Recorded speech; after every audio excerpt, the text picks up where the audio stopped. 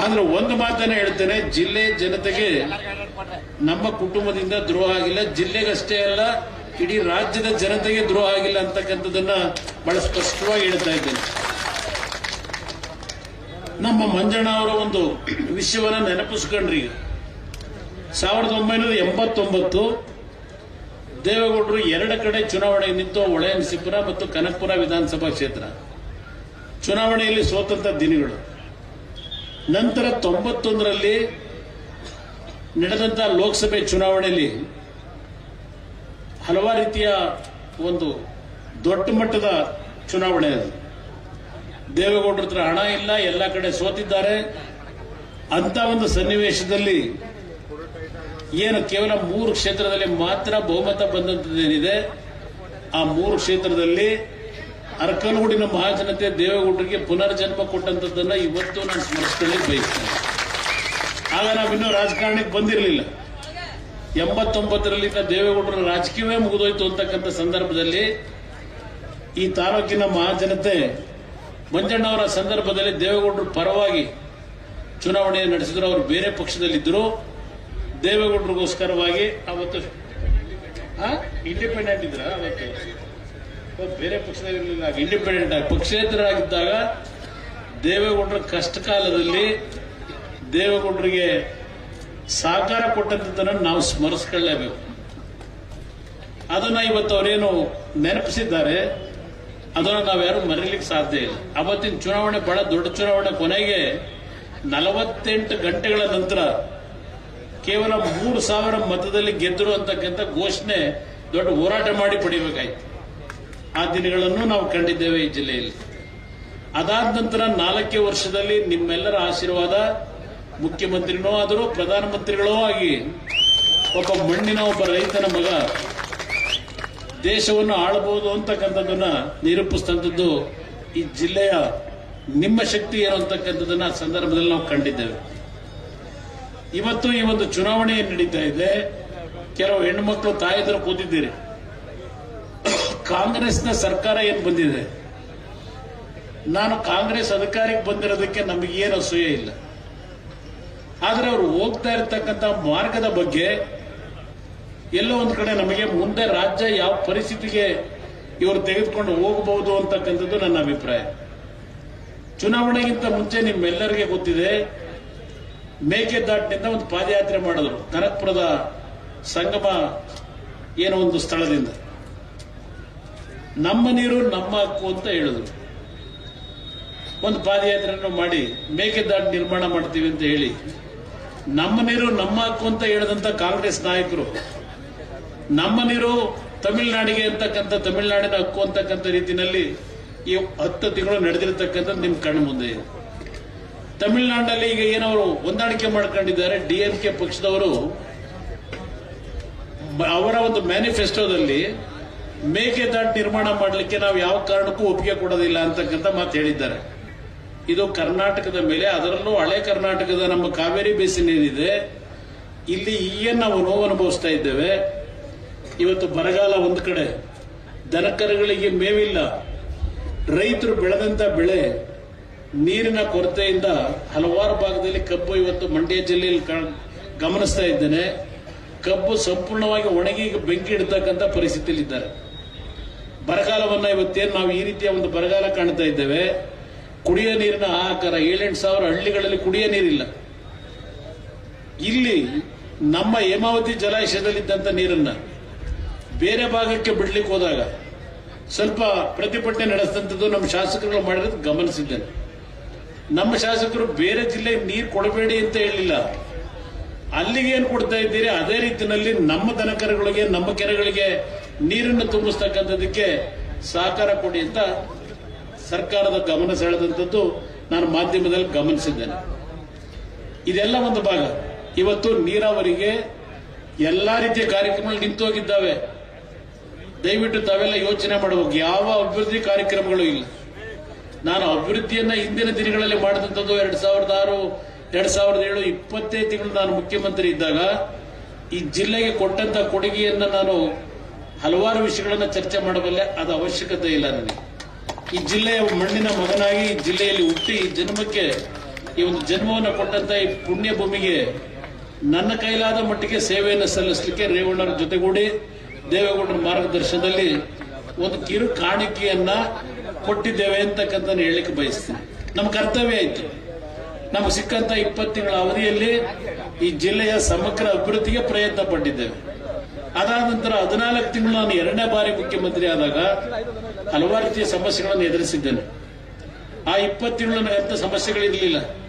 ಈ 14 ತಿಂಗಳಲ್ಲಿ ನಾನು ಯಾವ ನಮ್ಮ ರೈತರು ಪ್ರತಿನಿತ್ಯ ಆತ್ಮಹತ್ಯೆಗಳು ಮಾಡ್ಕೋತಾ ಇದ್ರು, ಒಂದು ಸಾರ್ವಜನಿಕವಾಗಿ ನಾನು ಸಭೆಗಳಲ್ಲಿ ಹೇಳಿದ್ದೆ, ಯಾವುದೇ ಕಾರಣಕ್ಕೂ ನಮ್ಮ ರೈತರು ಆತ್ಮಹತ್ಯೆಗೆ ಶರಣಾಗಬೇಡಿ, ನಮ್ಮ ಪಕ್ಷ ಅಧಿಕಾರಕ್ಕೆ ಬಂದರೆ ರೈತರ ಸಾಲವನ್ನು ಸಂಪೂರ್ಣ ಮನ್ನಾ ಮಾಡಿಕೊಡ್ತೀನಿ ಅಂತ ಹೇಳಿ. ಆ ಒಂದು ಸಂದರ್ಭ ನಮ್ಮ ಪಕ್ಷಕ್ಕೆ ಆಗಲೂ ಬಹುಮತ ಕೊಡಲಿಲ್ಲ ಈ ರಾಜ್ಯದ ಜನತೆ. ಕಾಂಗ್ರೆಸ್ನವರಿಗೆ ಸ್ಪಷ್ಟ ಬಹುಮತ ಇದ್ದಂತ ಸರ್ಕಾರ ಚುನಾವಣೆಯಲ್ಲಿ ಸೋತರು. ದೇವೇಗೌಡರನ್ನು ಭೇಟಿ ಮಾಡಿ ನಮ್ಮ ಜೊತೆ ಸರ್ಕಾರ ಮಾಡಬೇಕು ಅಂತ ಬಂದವರು ಅವರೇ. ಆಗಲೂ ದೇವೇಗೌಡರು ಹೇಳಿದ್ರು, ನನ್ನ ಮಗನ ಆರೋಗ್ಯ ಚೆನ್ನಾಗಿಲ್ಲ, ಮಲ್ಲಿಕಾರ್ಜುನ್ ಖರ್ಗೆ ಅವರನ್ನ ನೀವು ಮುಖ್ಯಮಂತ್ರಿ ಮಾಡ್ತಿರೋ, ಸಿದ್ದರಾಮಯ್ಯನವ್ರನ್ನ ಮಾಡ್ಕೋತಿರೋ, ಯಾರನ್ನು ಬೇಕಾದ್ರೂ ನೀವು ಮಾಡ್ಕೊಳ್ಳಿ, ನನ್ನ ಮಗನಿಗೆ ಮುಖ್ಯಮಂತ್ರಿಯ ಸ್ಥಾನದ ಅವಶ್ಯಕತೆ ಇಲ್ಲ ಅಂತಕ್ಕಂಥದ್ದನ್ನ ಸ್ಪಷ್ಟವಾಗಿ ಕಾಂಗ್ರೆಸ್ನ ನಾಯಕರ ಮುಂದೆ ಹೇಳಿದ್ರು.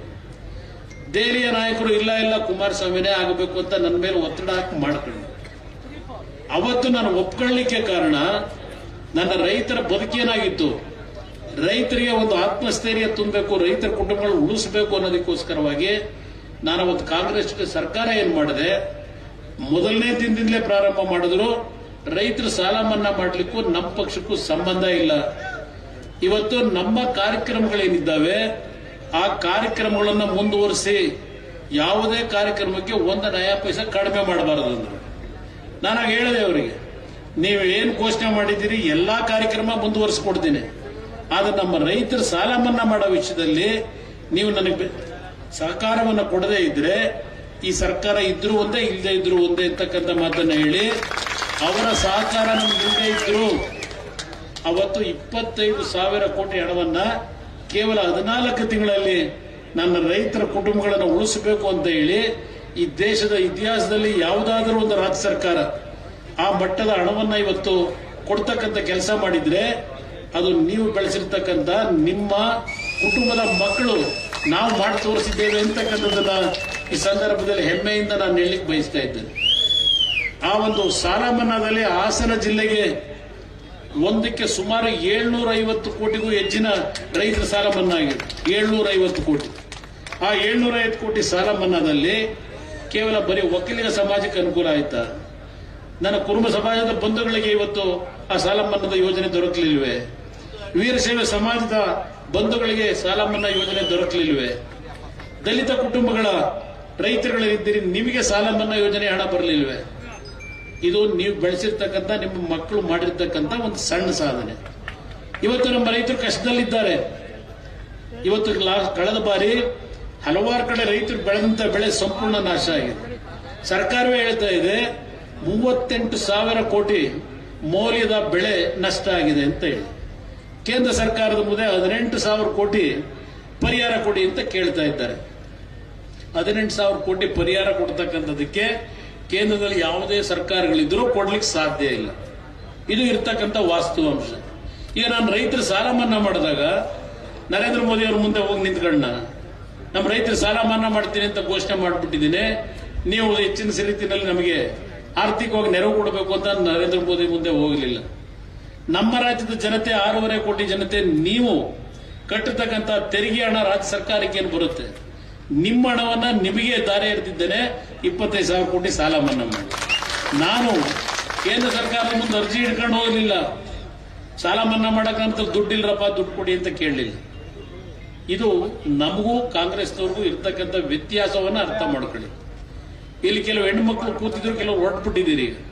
ನಾನು ನಿಮ್ಮ ಕುಟುಂಬದ ತಾಯಂದರಿಗೆ, ಮಹಿಳೆಯರಿಗೆ ನಾನು ನಿಮ್ಮ ಮುಖಾಂತರ ಮನವಿ ಮಾಡೋದು, ಆಯ್ತಪ್ಪ ಇದೆಂಥದ್ದು 5 ಗ್ಯಾರಂಟಿ ಹೇಳ್ತಾ ಇದ್ದಾರಲ್ವೇ, 5 ಗ್ಯಾರಂಟಿಯಿಂದ ನಿಮ್ಮ ಆರ್ಥಿಕ ಶಕ್ತಿ ಎಷ್ಟು ಮಟ್ಟಕ್ಕೆ ಬೆಳೆದಿದೆ? 2,000 ರೂಪಾಯಿನಲ್ಲಿ ನನ್ನ ತಾಯಂದರು ಅದಕ್ಕೆ ತೃಪ್ತಿ ಆಗ್ತೀರಾ ನೀವು? ಸ್ವಾತಂತ್ರ್ಯ ಬಂದು 77 ವರ್ಷ ಆಯಿತು, ನಿಮ್ಮನ್ನ ಇನ್ನೂ 2,000 ರೂಪಾಯಿಗೆ ಬಹುಶಃ ಅರ್ಕುಲ್ಗುಂಡಲ್ಲೇ ಒಂದು ಬಾರಿ ನಡೀತು. ಕಾಂಗ್ರೆಸ್ನ ಅಭ್ಯರ್ಥಿ ಕಳೆದ ಬಾರಿ ಚುನಾವಣೆ ಸಂದರ್ಭದಲ್ಲಿ ವಿಧಾನಸಭೆ ಚುನಾವಣೆ ಆಗೋದಕ್ಕಿಂತ ಮುಂಚೆ ಇಲ್ಲಿ ಸೀರೆ ಹಂಚತಕ್ಕಂಥ ಕಾರ್ಯಕ್ರಮ ಮಾಡಿದ್ರು. ನೀವು ಮರ್ತು ಬಿಟ್ಟೇನೋ ಗೊತ್ತಿಲ್ಲ, ನಾನು ಇನ್ನೂ ನನ್ನ ತಲೆಯಲ್ಲಿ ಇಟ್ಕೊಂಡಿದ್ದೆ. ಆ ಸೀರೆ ಹಂಚಲಿಕ್ಕೆ ಬಂದಾಗ ಆ ನೂಕ್ಲಾಗಿ ಹಲವಾರು ಹೆಣ್ಣು ಮಕ್ಕಳು ಪೆಟ್ಟು ತಿಂದದ್ದು ನಾನು ಪತ್ರಿಕೆಗಳ ಗಮನಿಸಿದ್ದೇನೆ. ಇವತ್ತು ಈ ಸರ್ಕಾರಗಳು ಸ್ವಾತಂತ್ರ್ಯ ಬಂದು 40-50 ವರ್ಷ ನಿರಂತರವಾಗಿ ಕಾಂಗ್ರೆಸ್ದೇ ಸರ್ಕಾರ, ದೆಹಲಿಯಲ್ಲೂ ಕಾಂಗ್ರೆಸ್ ಸರ್ಕಾರ, ರಾಜ್ಯದಲ್ಲೂ ಕಾಂಗ್ರೆಸ್ದೇ ಸರ್ಕಾರ 1977ನೇ ಇಸ್ವಿಯವರೆಗೆ. ಹಾಗಿದ್ರೆ ನಿಮ್ಮನ್ನ ಇನ್ನೂ ಕೈಗೊಡ್ಡ ಪರಿಸ್ಥಿತಿಗೆ ಯಾಕೆ ನಿಲ್ಲಿಸಿದ್ದಾರೆ? ನಿಮ್ಮನ್ನ ಆರ್ಥಿಕವಾಗಿ ಸದೃಢವಾಗಿ ಬೆಳೆಸಿ ಕೈ ಎತ್ತಿ ನಿಮ್ಮ ಅಕ್ಕಪಕ್ಕದ ಜನತೆಗೆ ಕಷ್ಟದಲ್ಲಿ ಕೊಡ್ತಕ್ಕಂಥ ಒಂದು ಶಕ್ತಿಯನ್ನ ನಿಮಗೆ ಇನ್ನೂ ಬೆಳೆಸದೆ ಈಗಲೂ ನಿಮಗೆ ಅದು ಕೊಡ್ತೀವಿ ಇದು ಕೊಡ್ತೀವಿ ಅಂತೇಳಿ ನಿಮ್ಮ ದುಡ್ಡದು, ಇಲ್ಲೇನು ಇವರೇನು ಕಷ್ಟ ಸಂಪಾದನೆ ಮಾಡಿರೋ ದುಡ್ಡು ಅದು. ನಿಮ್ಮ ತೆರಿಗೆ ಹಣ ನಿಮಗೆ 2,000 ರೂಪಾಯಿ ಆಸೆ ತೋರಿಸಿ ಮೊದಲು ಚುನಾವಣೆ ಸಂದರ್ಭದಲ್ಲಿ ಕೈಯಿಂದ ಕೊಡೋರು. ಈಗ ಚುನಾವಣೆ ಸಂದರ್ಭದಲ್ಲಿ ನಿಮ್ಮ ದುಡ್ಡನ್ನೇ ನಿಮಗೆ ಗ್ಯಾರಂಟಿ ಕಾರ್ಯಕ್ರಮ ನುಡಿದಂತೆ ನಡೆದಿದ್ದೇವೆ ಅಂತಾರೆ. ಇವತ್ತು ಆ ದುಡ್ಡೇನು ಕೊಡ್ತಾ ಇದ್ದಾರೆ, ಆ ದುಡ್ಡನ್ನ ಕೊಡಬೇಕಾದ್ರೆ ಏನು ಯಾವ ಬೆಲೆ ತಿರ್ತಾ ಇದ್ದಾರೆ ಯೋಚನೆ ಮಾಡಿದ್ದೀರಾ? ಇವತ್ತು ಈ ಸರ್ಕಾರ 1,05,000 ಕೋಟಿ ಸಾಲ ಮಾಡಿದ್ದಾರೆ. ಈ ಒಂದೇ ವರ್ಷದಲ್ಲಿ 1,05,000 ಕೋಟಿ ಸಾಲ ಮಾಡಿ ಅದರಲ್ಲಿ 52,000 ಕೋಟಿ ಈ 5 ಕಾರ್ಯಕ್ರಮಕ್ಕೆ ಕೊಡ್ತಾ ಇದ್ದಾರೆ.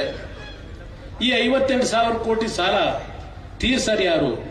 ಈ 1 ಲಕ್ಷ ಕೋಟಿ ಸಾಲ ಮಾಡಿದ್ದಾರಲ್ಲ ಈ ವರ್ಷ, ಆ ಸಾಲ ತೀರಿಸಬೇಕಾದ್ರೆ ನೀವೇ. ಇವ್ರು ಇರ್ತಾರೆ ಇವತ್ತು, ನಾಳೆ ಹೋಗ್ತಾರೆ. ಆದರೆ ಸರ್ಕಾರದ ಸಾಲ ಇವತ್ತು 6,85,000 ಕೋಟಿ ಹೋಗಿದೆ. ಸರ್ಕಾರ ಮಾಡಿರೋ ಸಾಲ. ಈ ಸಾಲ ನಾವು ತೀರಿಸಲ್ಲ, ಅವರು ತೀರಿಸಲ್ಲ. ಕೊನೆಗೆ ನಿಮ್ ಜೋಬಿಗೆ ಕೈ ಹಾಕ್ತೀವಿ ಈ ಸಾಲ ತೀರಿಸಲಿಕ್ಕೆ ಬರ್ಬಾದಾದಾಗ. ಇದು ಇರ್ತಕ್ಕಂಥ ಪರಿಸ್ಥಿತಿ. 1 ಲಕ್ಷ ಕೋಟಿ ಸಾಲ ತಗೊಂಡು ನಿಮ್ಗೆ 52,000 ಕೋಟಿ ಕೊಟ್ಟಿದೀವಿ ಅಂದ್ರೆ ಯಾರ ಮನೆಯಿಂದ ತಂದು ಕೊಟ್ಟಿದ್ದೀರಿ ದುಡ್ಡನ್ನ? ನಿಮ್ಮ ದುಡ್ಡು ನಿಮಗೆ ಕೊಟ್ಟವ್ರ? ಓಲಿ ಆ 2,000 ರೂಪಾಯಿನಲ್ಲಿ ನಿಮ್ಮ ಕುಟುಂಬದ ಮಕ್ಕಳಿಗೆ ಶಿಕ್ಷಣ ಕೊಡಿಸ್ಲಿಕ್ಕೋ, ಇಲ್ಲಿ ಒಂದು ಗಂಡ ಹೆಂಡತಿ ಬಂದ್ರೆ ಇಲ್ಲಿ ಒಂದು ಮಗು ಕರ್ಕೊಂಡ್ಬಂದ್ರು ವೇದಿಕೆ ಮೇಲೆ, ಇವತ್ತು ಆ ಮಗುಗೆ ಬೋನ್ ಮ್ಯಾರೋ ಟ್ರಾನ್ಸ್ಪ್ಲಾಂಟ್ ಆಗಬೇಕು, ಸುಮಾರು 30 ಲಕ್ಷ ಖರ್ಚು ಮಾಡಬೇಕು. ನಿಮ್ 2,000 ರೂಪಾಯಿನಲ್ಲಿ ಆ ಕುಟುಂಬ ಉಳಿತದ? ಅದನ್ನೇ ಹೇಳ್ತಾ ಇದ್ದೇನೆ. ಈಗ ನೀವೇನು ಸ್ಟಾಂಪ್ಸ್ ಅಂಡ್ ರಿಜಿಸ್ಟ್ರೇಷನ್ಗೆ ನೀವೇನಾದ್ರೂ ಒಂದು ಪತ್ರಗಳನ್ನ ರಿಜಿಸ್ಟರ್ ಮಾಡಿಸ್ಬೇಕಾದ್ರೆ ಅದಕ್ಕೆ ದುಡ್ಡು ಎಷ್ಟು ಪಟ್ಟು ಏರಿಕೆ ಮಾಡಿದ್ರು, ನಿಮ್ಮ ಗೈಡ್ ಲೈನ್ಸ್ ವ್ಯಾಲ್ಯೂ ಅಂತ ಹೇಳಿ ಅದ್ರ ಬೆಲೆ ಏನು ಜಾಸ್ತಿ ಮಾಡ್ಕೊಂಡಿದ್ದಾರೆ. ಅದೆಲ್ಲ ಒಂದು ಮನೆ ಹಾಳಾಗೋಗ್ಲಿ. ಈಗ ಅದೆಂತದ್ದು ಸಾಯಂಕಾಲ ನೀವು ಕಷ್ಟಪಟ್ಟು ಮೊದಲು ಒಂದು ಕಾಲದಲ್ಲಿ ರಾತ್ರಿ 10 ಗಂಟೆ 11 ಗಂಟೆ ಮೇಲೆ ಊರಲ್ಲಿ ಮಲಗದ ಮೇಲೆ ಎಲ್ಲ ಒಂದ್ ಕಡೆ ಒಂದೇನೋ ನಿಮ್ಮ ಶ್ರಮಕ್ಕೆ ಒಂದು ಬಾಟ್ಲ್ ಕದ್ದು ಕುಡಿದು ಬಿಟ್ಟು ಬಂದು ಮನೆಗೆ ಹೋಗಿ ಮೆತ್ತಗೆ ಮಲಕೊಳ್ಳೋದು. ನಾವೆಲ್ಲ ಸಣ್ಣ ಮಕ್ಕಳಿದ್ದಾಗ ನೋಡಿರೋದು. ಈಗ ಬೆಳಗ್ಗೆ 6 ಗಂಟೆಗೆ stall open, tea stall open ಅದ ಈ ಮಧ್ಯದ ಅಂಗಡಿ. ರೇಟ್ ಇಲ್ಲಿ ತಗೊಂಡೋಗೋರೀಗ ನಿಮ್ಗೆ ಇಲ್ಲಿ 2,000 ಹೆಣ್ಮಕ್ಳು ಕೊಡ್ತೀವಿ ಅಂತ ಹೇಳಿ ಈಗ ದುಡಿಮೆ ಮಾಡ ಕುಟುಂಬಗಳ ಆ ಶ್ರಮಜೀವಿಗಳ ಜೋಬಿಗೆ 4,000 5,000 ರೂಪಾಯಿ ನಿಮ್ಮಿಂದ ಕಿತ್ಕೊಂಡು 2,000 ರೂಪಾಯಿ ಕೂಡ ದೊಡ್ಡ ವಿಷಯವ? ನಿಮ್ಮನ್ನು ಕೇಳಲಿಕ್ಕೆ ಬಯಸ್ತೀನಿ. ಇದು ಈ ಸರ್ಕಾರದ ನಡವಳಿಕೆ ಏನಿದೆ. ಮುಂದಿನ ದಿನಗಳಲ್ಲಿ ಏನಾಗ್ತದೆ? ಒಂದು ಅಭಿವೃದ್ಧಿ ಕಾರ್ಯಕ್ರಮ ಇಲ್ಲ, ಎಲ್ಲೂ ರಾಜ್ಯದಲ್ಲಿ ಒಂದು ಅಭಿವೃದ್ಧಿ ಕಾರ್ಯಕ್ರಮ ಇಲ್ಲ, ಯಾವುದೇ ರಸ್ತೆಗಳ ಕೆಲಸ ಇಲ್ಲ, ಕಟ್ಟಡಗಳ ಕೆಲಸ ಇಲ್ಲ. ಇದು ನಡೀತಾ ಇರತಕ್ಕಂಥ ಈ ಒಂದು ಸರ್ಕಾರದ ನಡವಳಿಕೆ ಏನಿದೆ, ಒಂದು ಮಾತನ್ನ ನಾನು ನಿಮ್ಮ ಮುಂದೆ ಇಡ್ಲಿಕ್ಕೆ ಬಯಸ್ತಾ ಇದ್ದೇನೆ ಈ ವೇದಿಕೆ ಮುಖಾಂತರ ನಾಡಿನ ಜನತೆಗೆ. ಇವತ್ತು ಬಿಜೆಪಿ ಮತ್ತೆ ಜೆಡಿಎಸ್ ನ ಹೊಂದಾಣಿಕೆ ಇದೆಯಲ್ಲ, ನಮ್ಮ ವೈಯಕ್ತಿಕವಾದಂತಹ ಸ್ಥಾನಮಾನಗಳನ್ನು ಪಡಿಬೇಕು ಅಂತ ಅಲ್ಲ. ದೇವೇಗೌಡರು ನೀವೇನು ಬೆಳೆಸ್ತಿರ್ತಾರೆ ಈ ಮಣ್ಣಿನ ಮಗ, ದೆಹಲಿಯ ಕೆಂಪು ಕೋಟೆನೂ ಹಾಳು ಬಂದಾಯ್ತು. ದೆಹಲಿ ಅಧಿಕಾರ ಏನು ಅನ್ನೋದು ನೋಡಾಗಿದೆ. ಬಹುಶಃ ಅವತ್ತು ದೇವೇಗೌಡರು ಆ ಅಧಿಕಾರ ಬಿಟ್ಟು ಬಂದರಲ್ಲ, ಆ ಜಾಗದಲ್ಲಿ ಇನ್ನು ಯಾರೇ ಇದ್ದಿದ್ರು 5 ವರ್ಷ ಸಂಪೂರ್ಣವಾಗಿ ಅವರಿವರು ಕಾಲಿಡ್ಕೊಂಡು 5 ವರ್ಷ ಸಂಪೂರ್ಣವಾಗಿ ಅಧಿಕಾರ ನಡೆಸೋರು. ಆದ್ರೆ ದೇವೇಗೌಡರು ಸ್ವಾಭಿಮಾನಕ್ಕೆ ತಲೆ ಬಾಗಲಿಲ್ಲ. ಏನ್ ತಪ್ಪು ಮಾಡಿದ್ರು ಅಂತ ಕಾಂಗ್ರೆಸ್ ಅವತ್ತು ಅವ್ರನ್ನ ಮುಖ್ಯ ಪ್ರಧಾನಮಂತ್ರಿ ಸ್ಥಾನ ಇಳಿಸಿದ್ರು. ಯಾವ ತಪ್ಪು ಮಾಡಿದ್ರು ಅಂತೇಳಿ ಪ್ರಧಾನಮಂತ್ರಿ ದೇವೇಗೌಡರು ನಾವೇ ಮಾಡುದು ಅಂತಾರೆ ಕಾಂಗ್ರೆಸ್ನವರು. ಆಯ್ತಪ್ಪ, ನೀವು ಮಾಡಿದ್ರ? 196 ಜನ ಕಾಂಗ್ರೆಸ್ ಹೊರತುಪಡಿಸಿ ಗೆದ್ದಿದ್ರು. ಅವರು ಒತ್ತಡ ಹಾಕಿ ದೇವೇಗೌಡರನ್ನು ಪ್ರಧಾನಮಂತ್ರಿ ಮಾಡಿದ್ರು. ಪ್ರಧಾನಮಂತ್ರಿಗಿರಿಂದ ಇಳಿಸಿದವರು ಕಾಂಗ್ರೆಸ್ನವರು. ಏನಕ್ಕೆ ಇಳಿಸ್ದು ಅಂತೇಳಿ ಇವತ್ತವರೆಗೆ ಯಾರಾದ್ರೂ ಸತ್ಯ ಹೇಳಿದ್ರ? ಅವರು ಸತ್ಯವೇ ನಮ್ಮ ಮನೆ ದೇವರು ಅಂತಾರೆ. ದೇವೇಗೌಡರು ಬರೀ ಸುಳ್ಳು ಹೇಳ್ತಾರೆ ಅಂತಾರೆ. ಪಾಪ ಇಲ್ಲೇ ಬೆಳೆದಂತ ನಮ್ಮ ನಾಯಕರು ಇವತ್ತು ದೇವೇಗೌಡರನ್ನ ಯಾಕೆ ಇಳಿಸಿದ್ರು ಕಾಂಗ್ರೆಸ್ನವರು? ಪ್ರಧಾನಮಂತ್ರಿ ಸ್ಥಾನದಿಂದ ಏನೋ ದುಡ್ಡು ಹೊಡೆದಿದ್ರ, ಇಲ್ಲ ದೇಶಕ್ಕೆ ದ್ರೋಹ ಮಾಡಿದ್ರ? ಯಾತಕ್ಕೆ ಇಳಿಸಿದ್ರು? ಅವತ್ತು ಅವರ ಆಡಳಿತ ಎಲ್ಲ ಕೊಂಡಾಡಿದ್ರು. ಮಾಧ್ಯಮಗಳಲ್ಲಿ ಅವರ ಬಗ್ಗೆ ದೊಡ್ಡ ಮಟ್ಟದ ಪ್ರಚಾರ ದೊರಕಲಿಲ್ಲ ಅಷ್ಟೇ. ಇವತ್ತು ನರೇಂದ್ರ ಮೋದಿ ದೇವೇಗೌಡರನ್ನ ನೀವು ನೋಡಿದ್ರಿ ಮೊನ್ನೆ, ಅವ್ರನ್ನ ಚೇರ್ ಹಾಕಿ ಕೂರಿಸಿ ಪ್ರಧಾನಮಂತ್ರಿ ಕಚೇರಿನಲ್ಲಿ ನಮ್ಮಗಳನ್ನು ಜೊತೆಲಿ ನಿಲ್ಲಿಸ್ಕೊಂಡು ಒಬ್ಬ ತಂದೆಯನ್ನ ಕೂರಿಸಿ ಮಗ ಹಿಂದ್ಗಡೆ ನಿಂತು ಫೋಟೋ ತೆಗೆಸ್ಕೊಂಡಾಗೆ ದೇವೇಗೌಡರು ಗೌರವ ಇವತ್ತು ಕೊಡ್ತಾ ಇದ್ದಾರೆ ನರೇಂದ್ರ ಮೋದಿ ಅಂದ್ರೆ ಅದಕ್ಕೆ ಕಾರಣ ನೀವು ಬೆಳೆಸಿರ್ತಕ್ಕಂಥ, ನೀವು ಈ ಮಟ್ಟಿಗೆ ತಂದಂತ ಆ ಕೀರ್ತಿ ಈ ಜಿಲ್ಲೆಯ ಜನತೆ ಹೋಗಬೇಕು ಅನ್ನೋದು ನನ್ನ ಅಭಿಪ್ರಾಯ. ಇವತ್ತು ಇದರೆಲ್ಲದರ ಹಿನ್ನೆಲೆಯಲ್ಲಿ ಕೈ ಜೋಡಿಸಿ ನಿಮಗೆ ಮನವಿ ಮಾಡ್ತೇನೆ. ಇವತ್ತು ಬಿಜೆಪಿ ಜೆಡಿಎಸ್ ನ ಹೊಂದಾಣಿಕೆಯನ್ನು ನಾನು ಮಾಡಿರ್ತಕ್ಕಂಥದ್ದು. ನಾನು ಸಂಪೂರ್ಣವಾಗಿ ಅಧಿಕಾರ ಪಡೀಲಿಕ್ಕೆ ಆಗಲಿಲ್ಲ. ನಾನು ದೇವರು 2 ಬಾರಿ ನನಗೆ ಅವಕಾಶ ಕೊಟ್ಟ. ಆ 2 ಬಾರಿ ಅವಕಾಶ ಕೊಟ್ಟಾಗಲೂ 20 ತಿಂಗಳು ಒಂದು ಬಾರಿ, 14 ತಿಂಗಳು ಒಂದು ಬಾರಿ, ಆಗಲೂ ರೈತರ ಸಾಲ ಮನ್ನಾ ಮಾಡಿಕೊಟ್ಟೆ. ಅದಷ್ಟೇ ಅಲ್ಲ, 56,000 ಕುಟುಂಬಗಳಿಗೆ ಶಿಕ್ಷಣ ಇಲಾಖೆಯಲ್ಲಿ ಕೆಲಸ ಕೊಟ್ಟಿದ್ದೇನೆ. ಆ ಸಂದರ್ಭದಲ್ಲಿ ಈ ಕಳೆದ 14 ವರ್ಷದಲ್ಲಿ ಬಂದಂತ ಸರ್ಕಾರಗಳು ಎಷ್ಟು ಕುಟುಂಬಗಳ ಮಕ್ಕಳಿಗೆ ಕೆಲಸ ಕೊಟ್ಟಿದ್ದಾರೆ ಇವತ್ತು ದಯವಿಟ್ಟು ಕೇಳಿ. ಅವ್ರನ್ನ ಕಾಂಗ್ರೆಸ್ನವ್ರನ್ನ ಕೇಳಿ, ಬೇರೆಯವ್ರನ್ನ ಕೇಳಿ. ನಾವು ಯಾವ ರೀತಿ ನಡ್ಕೊಂಡಿದ್ದೇವೆ ನಿಮ್ ಗಮನಕ್ಕೆ ನಾನು ತರ್ತಾ ಇದ್ದೇನೆ. ನೀರಾವರಿ ಕೆಲಸ ಇರಬಹುದು, ರಸ್ತೆಗಳ ಕೆಲಸ ಇರಬಹುದು. ಬಹುಶಃ ಅರ್ಕಲ್ಗೂಡು ವಿಧಾನಸಭಾ ಕ್ಷೇತ್ರದಲ್ಲಿ 6 ಎಲೆಕ್ಟ್ರಿಕ್ ಸಬ್ಸ್ಟೇಷನ್ ಕೊಟ್ಟಿರಬಹುದು ಅವತ್ತು 2006-2007 ಅರ್ಕಲ್ಗೂಡು ತಾಲೂಕಿಗೆ. ಅದಷ್ಟೇ ಅಲ್ಲ, ಹಲವಾರು ನೀರಾವರಿ ಯೋಜನೆಗಳನ್ನು ಮುಂದುವರಿಸಿದ್ದೇವೆ. ರಸ್ತೆಗಳ ಕೆಲಸವೂ ಆಗಿರ್ತಕ್ಕಂಥದ್ದು. ಮಂಜಣ್ಣನು ಅವ್ರು ಹೇಳಿದಂಗೆ ಅವ್ರ ಕಾಲದಲ್ಲೂ ಕೆಲವು ಕೆಲಸಗಳು ಅವರು ಮಾಡಿಸಿದ್ದಾರೆ. ಆದರೆ ಇವತ್ತು ಈ ಜಿಲ್ಲೆಯ ಸಮಗ್ರ ಅಭಿವೃದ್ಧಿಗೆ ನಮಗೆ ಸಿಕ್ಕಂತ ಕಡಿಮೆಯ ಅಥವಾ ಅವಧಿಯಲ್ಲಿ ಪ್ರಾಮಾಣಿಕವಾಗಿ ದುಡಿಮೆ ಮಾಡಿದ್ದೇವೆ. ನಮ್ಮ ಹಳ್ಳಿಯ ಹೆಣ್ಣು ಮಕ್ಕಳು, ನಾನು ಗ್ರಾಮ ವಾಸ್ತವ್ಯ ಮಾಡಬೇಕಾದ್ರೆ ಈ ಒಂದು ಸಾರಾಯಿ ನಿಲ್ಸಪ್ಪ ಅಂತಕ್ಕಂಥ ಮಾತು ಹೇಳಿದ್ರು. ಹಳ್ಳಿಯ ಹೆಣ್ಣು ಮಕ್ಕಳಿಗೆ ಗೌರವ ಸಲ್ಲಿಸಲಿಕ್ಕೆ ಯಾವ ಒಂದು ಕಳಪೆ ಸಾರಾಯಿಯನ್ನ ಮಾರಾಟ ಮಾಡ್ತಾ ಇದ್ರು. ಅದನ್ನು ಕುಡಿದು ಹಲವಾರು ಕುಟುಂಬದಲ್ಲಿ ಸಾವು ನೋವುಗಳಾಗ್ತಾ ಇತ್ತು. ಸಾರಾಯಿಯನ್ನು ಸಂಪೂರ್ಣ ಈ ರಾಜ್ಯದಲ್ಲಿ ನಿಷೇಧ ಮಾಡೋದು. ಇನ್ನು ಲಾಟ್ರಿ ಸಂಪೂರ್ಣವಾಗಿ ಬಂದ್ ಮಾಡಿದ್ರೆ ಇವತ್ತೇನಾಗಿದೆ, ಇವೆಂಥವು IPL ಕ್ರಿಕೆಟ್ ದಂಧೆ. ನಿಮ್ಮ ಹಳ್ಳಿಗಳಲ್ಲಿ ನೀವು ಬೆಳೆಸಿರ್ತಕ್ಕಂಥ ನಿಮ್ಮ ಮಕ್ಕಳು ಆ ಕ್ರಿಕೆಟ್ ಬೆಟ್ಟಿಂಗ್ ದಂಧೆಗೆ ಹೋಗಿ ಮನೆ ಮಠ ಎಲ್ಲ ಹಾಳು ಮಾಡ್ಕೊತಾ ಇದ್ದಾರೆ. ರಕ್ಷಣೆ ಕೊಡೋರು ಯಾರು ಇಲ್ಲ ಬಡವರಿಗೆ. ಇದು ಈಗಿರ್ತಕ್ಕಂಥ ಸರ್ಕಾರಗಳು. ಇವತ್ತು ನಾನು ಈ ಒಂದು ಮೈತ್ರಿಗೆ ನಾವು ತೀರ್ಮಾನ ಮಾಡಿದ್ದು, ಸ್ವತಂತ್ರವಾಗಿ ನಮಗೆ 5 ವರ್ಷದ ಸರ್ಕಾರ ಕೊಟ್ಟಿದ್ರೆ ಇವತ್ತು ಈ ರಾಜ್ಯವನ್ನ ದೇಶದಲ್ಲೇ ಮೊದಲನೇ ಸ್ಥಾನದಲ್ಲಿ ತೆಗೆದುಕೊಂಡು ಹೋಗ್ತಕ್ಕಂಥ ಎಲ್ಲಾ ರೀತಿಯ ಆರ್ಥಿಕ ಶಕ್ತಿ ಈ ನಾಡಿನ ಜನತೆಗೆ ಸರ್ಕಾರ ಕೊಟ್ಟಿದ್ದಾರೆ. ನಾವು ದುಡ್ಡಿಗೆ ಇನ್ನೊಬ್ಬರ ಮುಂದೆ ಹೋಗಿ ಕೈ ಬೊಟ್ಟು ಬೇಡಬೇಕಾಗಿಲ್ಲ. ನಮ್ಮ ತೆರಿಗೆ, ನಮ್ಮ ದುಡ್ಡು ಎಲ್ಲ ಘೋಷಣೆ ಮಾಡ್ಕೊಂಡು ಹೊರಟವರಲ್ಲ. ಈ ಘೋಷಣೆಯಿಂದ ದುಡ್ಡು ಬರಲ್ಲ, ಈ ಘೋಷಣೆಗಳಿಂದ ದುಡ್ಡು ಸಿಗಲ್ಲ ನಿಮಗೆ. ರಾಜಕೀಯ ಇದ್ರಲ್ಲೂ ನಿಮ್ಮ ಯೋಗ್ಯತೆಗೆ ಸರ್ಕಾರ ನಡೆಸಬೇಕಾದ್ರೆ ನಮ್ಮ ನಾಡಿನ ಜನತೆ ಕೊಟ್ಟಿರ್ತಕ್ಕಂಥ ತೆರಿಗೆ ಹಣವನ್ನ ಲೂಟಿ ಹೊಡಿದೆ. ಎಂಥವು ಪರ್ಸೆಂಟೇಜ್ಗಳವಲ್ಲ, 40%, 50% ಕಾಂಟ್ರಾಕ್ಟರ್ಗಳು ಇದ್ರೆ ಅನುಭವಿಸಿದ್ರಿ. ರೇವಣ್ಣ ಲೋಕೋಪಯೋಗಿ ಮಂತ್ರಿ ಇದ್ದಾಗ, ನಾನು ಮುಖ್ಯಮಂತ್ರಿ ಇದ್ದಾಗ, ಯಾರಾದ್ರೂ ಒಬ್ಬ ಕಾಂಟ್ರಾಕ್ಟರು ನಿಮ್ಮ ಕೆಲಸ ಮಾಡಿದಂತ ಬಿಲ್ ಅನ್ನ ಪಡಿಬೇಕಾದ್ರೆ, ದುಡ್ಡು ಪಡಿಬೇಕಾದ್ರೆ ಒಂದು ಬಿಡಗಾಸನ್ನ ಏನಾದರೂ ಪರ್ಸೆಂಟೇಜ್ ಲೆಕ್ಕದಲ್ಲಿ ಕೊಡಿ ಅಂತ ಕೇಳಿದ್ವ? ಮನೆ ಬಾಗಿಲಿಗೆ ಪ್ರತಿ ತಿಂಗಳು 30ನೇ ತಾರೀಕು ಕಾಂಟ್ರಾಕ್ಟರ್ಗಳು ಮನೆಗೆ ದುಡ್ಡು ಕೊಡಿಸಿವು. ಇದು ನಾವು ಮಾಡಿರ್ತಕ್ಕಂಥ ಕೆಲಸ. ಇನ್ನೊಬ್ರು ತಲೆ ಹೊಡೆಯೋ ಕೆಲಸ ಮಾಡಲಿಲ್ಲ, ಪ್ರಾಮಾಣಿಕವಾಗಿ ದುಡಿಮೆ ಮಾಡಿದ್ದೇವೆ. ಅದರಿಂದ ಇವತ್ತು ಈ ರಾಜ್ಯದಲ್ಲಿ ಇರ್ತಕ್ಕಂಥ ಸಮಸ್ಯೆಗಳು, ರೈತರ ಸಮಸ್ಯೆಗಳಿಗೆ ಏನಾದರೂ ಮಾಡಿ ಇವತ್ತು ನಾವು ಕೇಂದ್ರದಲ್ಲಿ ನರೇಂದ್ರ ಮೋದಿ ಅವರು ಪ್ರಧಾನಮಂತ್ರಿ ಆಗೋದನ್ನ ಯಾರೂ ತಪ್ಪಿಸ್ಲಿಕ್ಕಾಗಲ್ಲ ಅಂತಕ್ಕಂಥದ್ದು ದೇಶದಲ್ಲಿ ಇವತ್ತೇನು ಚರ್ಚೆ ಮಾಡ್ತಾ ಇದ್ದಾರೆ. ಇವತ್ತು ನಾವು ತೀರ್ಮಾನ ಮಾಡಿದ್ದು, ವಿರೋಧ ಪಕ್ಷದಲ್ಲಿ ಬರೀ ವೇದಿಕೆ ಮೇಲೆ ಭಾಷಣ ಮಾಡೋದ್ರಿಂದ ನಿಮ್ಮ ಕಷ್ಟವನ್ನು ಬಗೆಹರಿಸಲಿಕ್ಕೆ ಸಾಧ್ಯ ಇಲ್ಲ. ಇದೆಲ್ಲ ನೋಡಿದ್ದೇನೆ. ಇವತ್ತು ಅಲ್ಲಿ ಕೇಂದ್ರದಲ್ಲಿ ಅವರು ಸರ್ಕಾರ ಮಾಡ್ತಕ್ಕಂಥ ಪರಿಸ್ಥಿತಿನಲ್ಲಿ ನಮಗೆ ಇವತ್ತೇನು ಶಕ್ತಿ ಇಲ್ಲ. ಆ ಶಕ್ತಿಯನ್ನ ಇವತ್ತು ಪಡಿಬೇಕು ಅಂತ ಹೊರಟಿರೋದು ವೈಯಕ್ತಿಕವಾದ ನನ್ನ ಸ್ಥಾನಮಾನಕ್ಕಲ್ಲ. ನಾನು ಎಷ್ಟು ವರ್ಷ ಬದುಕಿರ್ತೀನೋ ಗೊತ್ತಿಲ್ಲ, 3ನೇ ಬಾರಿ ಮೊನ್ನೆ ಆಪರೇಷನ್ ಮಾಡಿಸ್ಕೊಂಡ್ಬಂದು ಕಳೆದ 10 ದಿನದಿಂದ ನಾನೇನು ಹೋರಾಟ ಮಾಡ್ತಾ ಇದ್ದೇನೆ. ಈ ಶಕ್ತಿ ಈ ನಾಡಿನ ಹಲವಾರು ಬಡ ಕುಟುಂಬದ ನನ್ನ ತಾಯಂದಿರು ಅರಸಿ ಇವತ್ತಿನ್ನೂ ಆ ಶಕ್ತಿ ಉಳಿಸ್ಕೊಂಡಿದ್ದೇನೆ. ಆ ಭಗವಂತ ನಾನು ಉಳಿಸಿದ್ದಾನೆ. 3 ಬಾರಿ ಇವತ್ತೇನು ಜೀವ ಪಡೆದಿದ್ದೇನೆ, ಮರುಜನ್ಮ ಪಡೆದಿದ್ದೇನೆ. ನನ್ನ ಮುಂದೆ ಇರ್ತಕ್ಕಂಥದ್ದು ಯಾವ ರೈತರ ಬಗ್ಗೆ ಕೆಲವು ಕಾರ್ಯಕ್ರಮಗಳನ್ನು ಕೊಡ್ತಕ್ಕಂಥದ್ರಲ್ಲಿ ಕೇಂದ್ರ ಸರ್ಕಾರವು ಇವತ್ತು ಸಹ ಕೆಲವು ನಿರ್ಲಕ್ಷ್ಯ ಇದೆ. ರೈತರ ಬಗ್ಗೆ ಇವತ್ತು ಉತ್ತಮವಾದ ಕಾರ್ಯಕ್ರಮಗಳನ್ನು ಅನುಷ್ಠಾನಕ್ಕೆ ತರಲಿಕ್ಕೆ ದೇವೇಗೌಡರ ಮಾರ್ಗದರ್ಶನದಲ್ಲಿ ನನ್ನ ರೈತರ ಧ್ವನಿಯಾಗಿ ಈ ನಾಡಿನಲ್ಲಿ ಈ ದೇಶದಲ್ಲಿ ರೈತರಿಗೆ ಯಾವ ರೀತಿಯ ಕಾರ್ಯಕ್ರಮಗಳನ್ನ ಈ ದೇಶದಲ್ಲಿ ತರಬೇಕಾಗ್ತದೆ ಅದನ್ನ ಮನವೊಲಿಸ್ತಕ್ಕಂಥ ನಿಟ್ಟಿನಲ್ಲಿ ಕೇಂದ್ರ ಸರ್ಕಾರದಲ್ಲಿ ಇವತ್ತು ಕೆಲಸ ಮಾಡಿ ನಮ್ಮ ರೈತರ ಬದುಕನ್ನು ಸರಿಪಡಿಸಬೇಕು ಅನ್ನೋದಕ್ಕೋಸ್ಕರವಾಗಿ ನಾನು ಲೋಕಸಭಾ ಚುನಾವಣೆಯಲ್ಲಿ ನಿಂತಿದ್ದೇನೆ. ಇಲ್ಲದೇ ಇದ್ದಿದ್ರೆ ನಾನು ಲೋಕಸಭೆಯಲ್ಲಿ ನಿಲ್ಲಬೇಕಾದ ಅವಶ್ಯಕತೆ ಇರಲಿಲ್ಲ. ಇವತ್ತು ಮುಂದಿನ 12 ದಿನಗಳ ಕಾಲ 50 ಬಹಿರಂಗ ಸಭೆಗಳಿಗೆ ಭಾಗವಹಿಸ್ತಾ ಇದ್ದೇನೆ. ನಾನು ಮಂಡ್ಯದಲ್ಲಿ ಅರ್ಜಿ ಹಾಕಿ ಬಂದಿದ್ದೇನೆ. ಮಂಡ್ಯದಲ್ಲಿ ನಾನು ಗೆಲ್ಲಬೇಕು ಅಂತ ಹೇಳಿ ದಿನ ಹೋಗಿ ಮಂಡ್ಯದಲ್ಲಿ ಕೂತಿಲ್ಲ ನಾನು.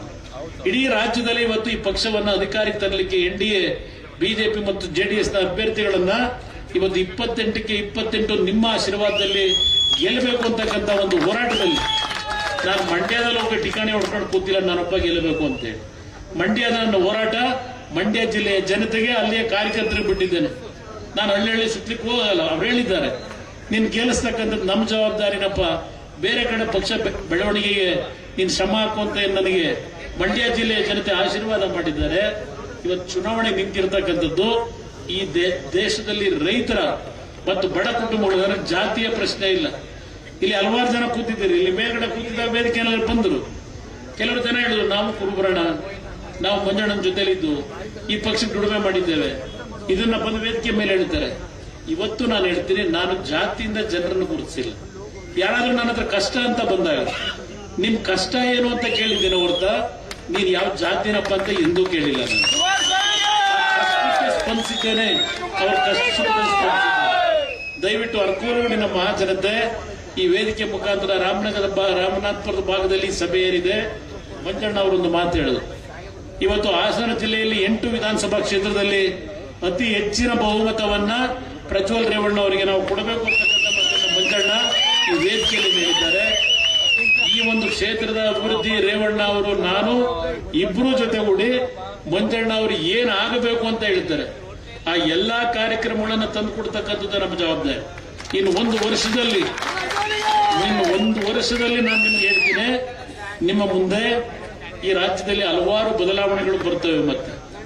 ಮತ್ತೆ ನೀವು ಬೆಳೆಸಿರ್ತಕ್ಕಂಥ ನಿಮ್ಮ ಮಕ್ಕಳ ಪಾಲಿಗೆ ಈ ನಾಡನ್ನ ಸೇವೆ ಸಲ್ಲಿಸ್ತಕ್ಕಂಥ ಈ ನಾಡಿನ ಬಡವರಿಗೆ ಯಾವುದೇ ಜಾತಿ ಇರಲಿ ಎಲ್ಲರ ಒಂದು ಸ್ವಾಭಿಮಾನದ ಬದುಕನ್ನ ನೀವು ನಿರ್ವಹಣೆ ಮಾಡತಕ್ಕಂಥ ರೀತಿಯ ಸರ್ಕಾರವನ್ನ ಇನ್ನು ಒಂದು ವರ್ಷದಲ್ಲಿ ತರ್ತಕ್ಕಂಥ ಒಂದು ದಿನ ದೂರ ಇಲ್ಲ. ಭಗವಂತ ಏನ್ ರಾಮನಾಥಪುರದ ಒಂದು ರಾಮನಾಥೇಶ್ವರಿಗೆ ರೇವಣ್ಣ ಅವರು ಪೂಜೆ ಸಲ್ಲಿಸಿ ಆಮೇಲೆ ಬನ್ನಿ ಅಂದ್ರು. ಅಲ್ಲೋಗಿ ಪೂಜೆ ಸಲ್ಲಿಸಿ ಬಂದಿದ್ದೇನೆ. ರಾಮನಾಥೇಶ್ವರ ಸ್ವಾಮಿಯ ಸನ್ನಿಧಾನದಲ್ಲಿ ಇವತ್ತೇನು ಪೂಜೆ ಮಾಡಿ ಬಂದಿದ್ದೇವೆ. ನಮ್ಮ ಬದುಕು ನಮ್ಮ ವೈಯಕ್ತಿಕ ಸ್ವಾರ್ಥಕ್ಕಲ್ಲ, ನಮಗೆ ಭಗವಂತ ಇವತ್ತು ಕೊಟ್ಟಿರ್ತಕ್ಕಂಥ ಈ ಒಂದು ಆಯಸ್ಸು ಈ ನಾಡಿನ ಪ್ರತಿ ಬಡ ಕುಟುಂಬಗಳ ನೆಮ್ಮದಿಯ ಬದುಕನ್ನು ತರಲಿಕ್ಕೆ ಈ ಆಯಸ್ಸು ನಮಗೆ ಭಗವಂತ ಕೊಟ್ಟಿದ್ದಾನೆ ಹೊರತು ನಮ್ಮ ಸ್ವಾರ್ಥಕ್ಕೆ ಅಲ್ಲ. ಇದನ್ನ ಬಹಳ ಸ್ಪಷ್ಟವಾಗಿ ನನಗೆ ಜನ್ಮ ಕೊಟ್ಟಿರ್ತಕ್ಕಂಥ ಈ ಒಂದು ಜನ್ಮಭೂಮಿಯಲ್ಲಿ ನಿಂತು ಈ ಮಾತೇನು ಹೇಳ್ತಾ ಇದ್ದೇನೆ. ಇದರಲ್ಲಿ ಯಾವುದೇ ರೀತಿಯ ಭಾವನಾತ್ಮಕವಾದಂತ ವಿಷಯ ಅಲ್ಲ.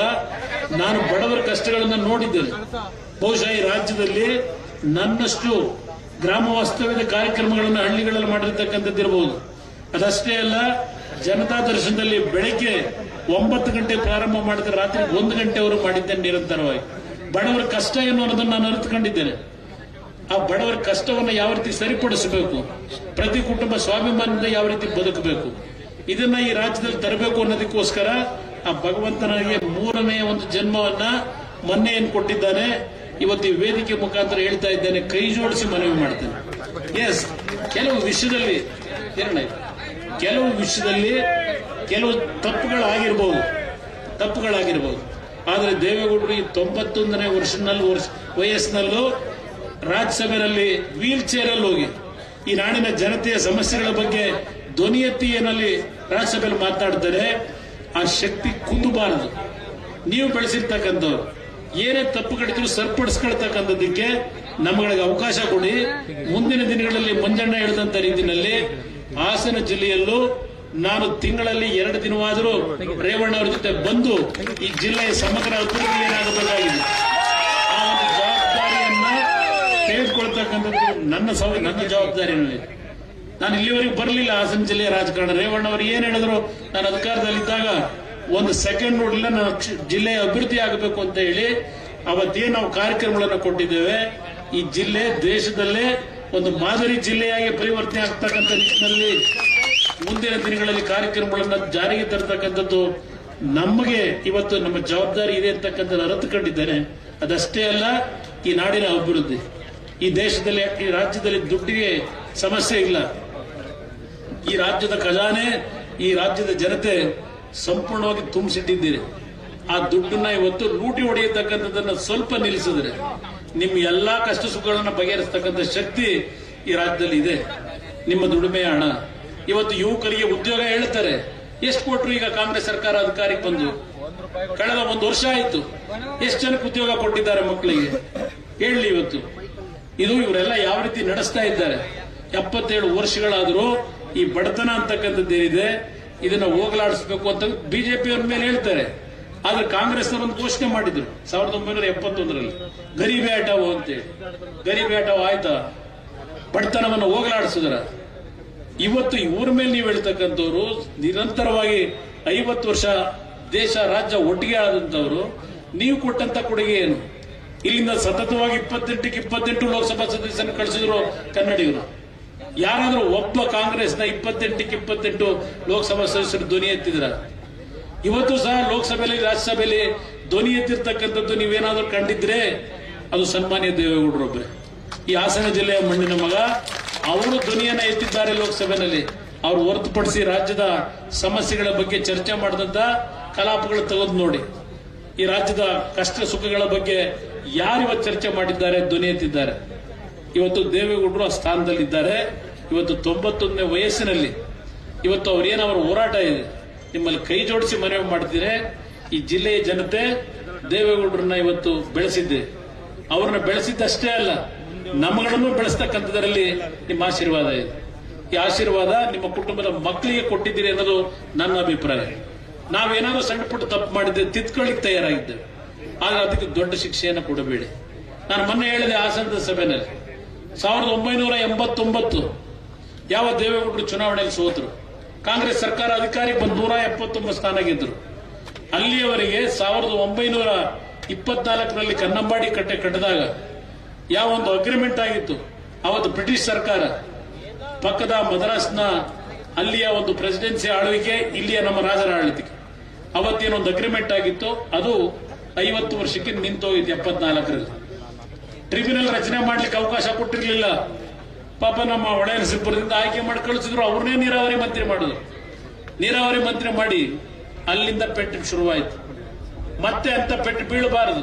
ದೇವೇಗೌಡರನ್ನ ಒಂದು ಬಾರಿ ಚುನಾವಣೆಯಲ್ಲಿ ಸೋಲಿಸಿದಂತ ಹಿನ್ನೆಲೆ ಈ ಒಂದು ಕಾವೇರಿ ಟ್ರಿಬ್ಯುನಲ್ ನ ರಚನೆ ಆಗಿ ನಮ್ಮ ಒಂದು ನಾಡಿನ ರೈತರ ಬಗ್ಗೆ ಯಾವ ಹೊಡೆತಗಳು ಬಿದ್ದಿದ್ದಾವೆ ಅದ್ರ ಬಗ್ಗೆ ಇವತ್ತು ದೇವೇಗೌಡರ ಹೋರಾಟ ಏನಿದೆ, ಆ ಒಂದು ಹಿನ್ನೆಲೆಯಲ್ಲಿ ನಿಮಗೆ ಜ್ಞಾಪಕ ಮಾಡ್ತಾ ಇದ್ದೇನೆ. ಅವತ್ತು ದೇವೇಗೌಡರ ಬಗ್ಗೆ ಅದು ಯಾವ ಕಾರಣಕ್ಕೆ ಅವತ್ತು ಚುನಾವಣೆಯಲ್ಲಿ ಸೋತರ ಒಡೆಯನಸಿಪುರದಲ್ಲಿ ಇವತ್ತು ನನಗೆ ಗೊತ್ತಿಲ್ಲ. ಆ ಸೋತಿದ್ದ ಒಂದು ಹಿನ್ನೆಲೆ ರಾಜ್ಯಕ್ಕೆ ಅನ್ಯಾಯ ಆಯಿತು, ದೇವೇಗೌಡರಿಗೆ ಅನ್ಯಾಯ ಆಗಲಿಲ್ಲ, ರಾಜ್ಯದ ಜನತೆಗೆ, ನನ್ನ ರೈತರಿಗೆ ಅನ್ಯಾಯ ಆಯಿತು. ಆ ರೀತಿಯ ವಾತಾವರಣ ನಿರ್ಮಾಣ ಆಗಬಾರದು ಈ ರಾಜ್ಯದಲ್ಲಿ. ಆ ಹಿನ್ನೆಲೆಯಲ್ಲಿ ನಿಮ್ಮಲ್ಲಿ ಕೈ ಜೋಡಿಸಿ ಮನವಿ ಮಾಡ್ತೇನೆ. ಪ್ರಜ್ವಲ್ ರೇವಣ್ಣ ಅವರು ಸಾಂಕೇತಿಕ ಜನತಾದಳದ ಅಭ್ಯರ್ಥಿ. ಈ ಜಿಲ್ಲೆಯ ಅಭಿವೃದ್ಧಿಗೆ ನಿಮ್ಮ ಜೊತೆಯಲ್ಲಿ ನಾವಿದ್ದೇವೆ, ನಿಮ್ಮ ಕಷ್ಟ ಸುಖದಲ್ಲಿ ನಾವಿದ್ದೇವೆ. ಈ ಚುನಾವಣೆಯಲ್ಲಿ ಅವರ ಗುರುತಾಗಿರ್ತಕ್ಕಂಥ ಭತ್ತದ ಹೊರೆ ಹೊತ್ತಿರ್ತಕ್ಕಂಥ ಮಹಿಳೆಯ ಗುರುತು ಕ್ರಮ ಸಂಖ್ಯೆ ನಂಬರ್ 2. ಆ ಕ್ರಮ ಸಂಖ್ಯೆ ನಂಬರ್ 2ನ ಬಟನ್ ಅನ್ನು ನೀವು ಒತ್ತೋದ್ರ ಮುಖಾಂತರ, ಯಾಕೆಂದ್ರೆ ಕಮಲದ ಗುರುತಿರಲ್ಲ, ಜೆಡಿಎಸ್ ಮತ್ತು ಬಿಜೆಪಿಯ ಒಂದು ಹೊಂದಾಣಿಕೆಯಿಂದ ಚುನಾವಣೆ ಏನಿದೆ, ಎಲ್ಲಿ ಜನತಾದಳಕ್ಕೆ ಅವರು ಬೆಂಬಲ ಕೊಟ್ಟಿದ್ದಾರೆ, ಬಿಜೆಪಿಯ ಕಾರ್ಯಕರ್ತರಿಗೂ ಮನವಿ ಮಾಡ್ತೇನೆ. ನಾವು ಎಲ್ಲಿ ಬೆಂಬಲ ಕೊಟ್ಟಿದ್ದೇವೆ ಇಡೀ ರಾಜ್ಯದ 25 ಲೋಕಸಭಾ ಕ್ಷೇತ್ರಕ್ಕೆ, ಅಲ್ಲಿ ನಮ್ಮ ಪಕ್ಷದ ಕಾರ್ಯಕರ್ತರು ಸಹ ಕಮಲದ ಗುರುತಿಗೆ ಅಲ್ಲಿ ಮತ ಕೊಡಬೇಕು. ನಮ್ಮ ಅಭ್ಯರ್ಥಿ ನಿಂತಿರ್ತಕ್ಕಂಥ ಕಡೆ ತೆನೆವಂತ ಮಹಿಳೆಗೆ ಮತ ಕೊಡಬೇಕು ಅಂತಕ್ಕಂಥ ಬಿಜೆಪಿಯ ಕಾರ್ಯಕರ್ತರಿಗೂ ಮನವಿ ಮಾಡಿ, ಇಂಥ ಉರಿ ಬಿಸಿಲಿನಲ್ಲೂ ಈ ಸಭೆಯನ್ನು ಯಶಸ್ವಿಗೊಳಿಸಿರ್ತಕ್ಕಂಥ ಎಲ್ಲ ನನ್ನ ತಂದೆ ತಾಯಂದರಿಗೆ ಗೌರವಪೂರ್ವಕ ವಂದನೆಗಳನ್ನು ಸಲ್ಲಿಸಿ ನನ್ನ